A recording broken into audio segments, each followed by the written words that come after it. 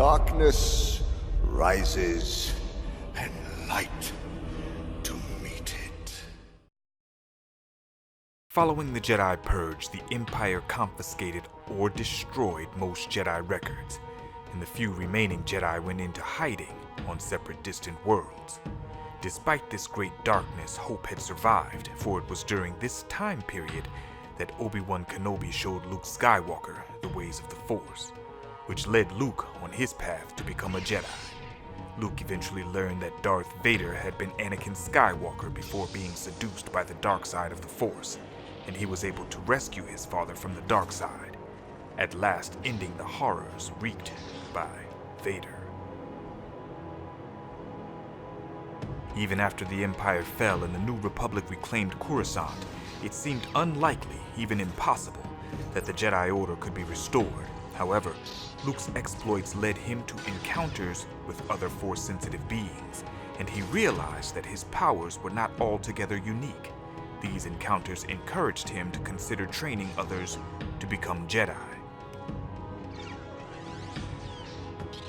8 years after the Battle of Yavin, Luke discovered the nearly 350-year-old wreck of the Chu'unthor on Dathomir, which provided him with old data tapes on the subject of training Jedi. Because Luke had never received a traditional Jedi education, he studied the tapes to further his own knowledge and abilities.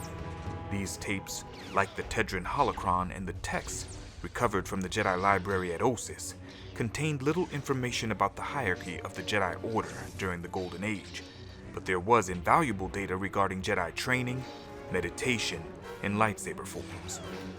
Although Luke knew the Jedi Order could not be restored to its former glory, he believed that it could be reinvented. 3 years after the recovery of the data tapes, the New Republic granted permission for Luke to seek out students whom he could train to become new Jedi. Whereas Jedi of the Old Republic had been conscripted as infants into the Jedi Order and were generally forbidden to marry and have children, Luke was willing to consider anyone who demonstrated some ability with the Force, because Luke believed the galaxy needed a new generation of Jedi, and he knew firsthand that the Force was strong in certain families. He did not discourage marriage and procreation. Luke founded his Jedi Academy on Yavin 4 in the Great Temple that had once been the secret base of the Rebel Alliance. He considered it an institution established not only for learning, but also for discussion. Rather than dictate what the new Jedi should think, he encouraged his trainees to arrive at group conclusions. While most students regarded the Academy as a place of contemplation, where they could learn to use their powers, some saw it as a haven, where they could strive to overcome the dark side within them.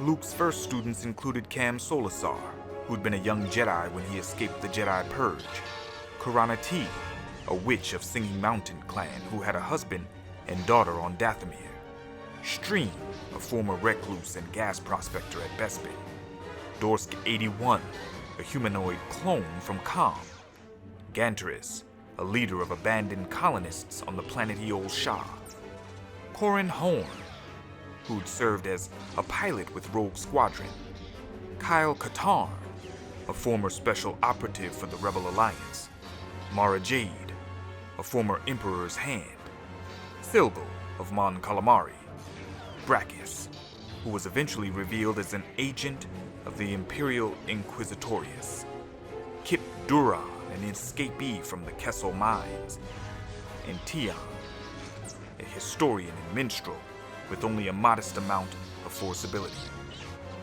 The Academy's first year was marked by unanticipated events, including the resurrection of Exar Kun's spirit, which resulted in the death of Ganteris, and the dark side seduction of Kip Duran. Mara Jade, Corran Horn, and Kyle Katarn left the Praxium for different reasons, but each eventually returned to resume training. Although critics suggested that Luke Skywalker might have done better to begin with fewer students, all the surviving students were stronger and more united by their experiences, and better prepared for service to the New Republic. Academy students subscribed to the basic tenets that characterized a balanced approach to their role in galactic affairs. First, The Force is to be used to save lives, not to take lives. Second, the Force should never be used for personal gain. Third, every Jedi has a vote in making decisions for the group. Fourth, the Jedi should work to support and maintain the New Republic, but not at the expense of Jedi ideals.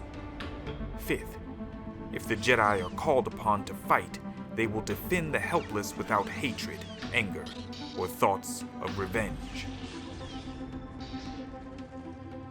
Using an illusion technique learned from the Falanasi, Cam Solasar and Tian, two of the Academy's permanent staff, he kept the Jedi Academy relatively safe from casual inspection. Some Academy students would eventually see their own Force-sensitive children follow in their footsteps. These offspring included the twins Jaina and Jason Solo, and their younger brother Anakin, and Ben Skywalker, the son of Luke and Mara Skywalker. Join me next time as we discuss the new Jedi Order. If you're new here to the channel, subscribe and join the Dreamwalkers on our journey. Be sure to check out the Rancor Report where we discuss what's trending in pop culture, gaming and Star Wars news, reviews, theories, and clues. I do what I love. I hope you love what I do. This has been Lore and Legends. Until next time.